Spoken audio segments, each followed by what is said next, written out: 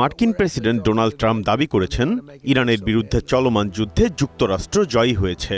White হাউসে আয়োজিত এক অনুষ্ঠানে তিনি বলেন, তেহরান এখন একটি চুক্তির জন্য মরিয়া হয়ে উঠেছে এবং তারা কখনোই পারমাণবিক অস্ত্র তৈরি না করার শর্তে রাজি হয়েছে। ট্রাম্পের মতে মার্কিন হামলায় ইরানের সামরিক সক্ষমতা ও যোগাযোগ ব্যবস্থা বর্তমানে প্রায় ধ্বংসপ্রাপ্ত।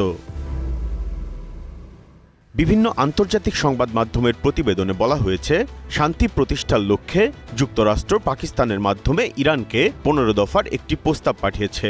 এই প্রস্তাবের অন্যতম শর্ত হল কৌশলগতভাবে গুরুত্বপূর্ণ হরমুজ প্রণালীকে মুক্ত সামুদ্রিক অঞ্চল হিসেবে ঘোষণা করা। এর বিনিময়ে ইরানের উপর থেকে সব অর্থনৈতিক নিষেধাজ্ঞা তুলে নেয়ার আশ্বাস দেওয়া হয়েছে।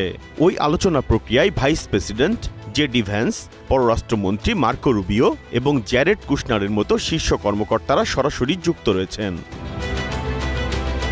তবে আলোচনার আবহের মধ্যেই মধ্যপ্রাচ্যে পাল্টাপাল্টি হামলা অব্যাহত রয়েছে। গত 24 ঘণ্টায় the Islamic resistance in Iraq মার্কিন ও আঞ্চলিক ঘাঁটিগুলো লক্ষ্য করে 23টি ড্রোন ও ক্ষেপণাস্ত্র হামলা চালিয়েছে।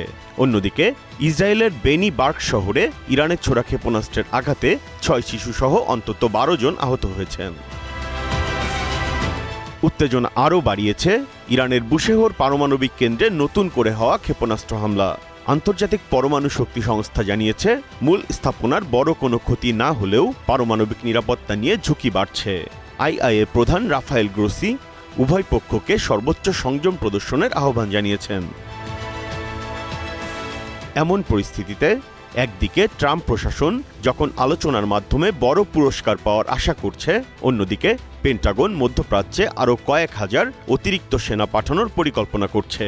ফলে এই অঞ্চলে শান্তি নাকি সংঘাত দীর্ঘস্থায়ী হবে তা নিয়ে অনিশ্চয়তা কাটছে না। Biprajit Chanda, green news desk.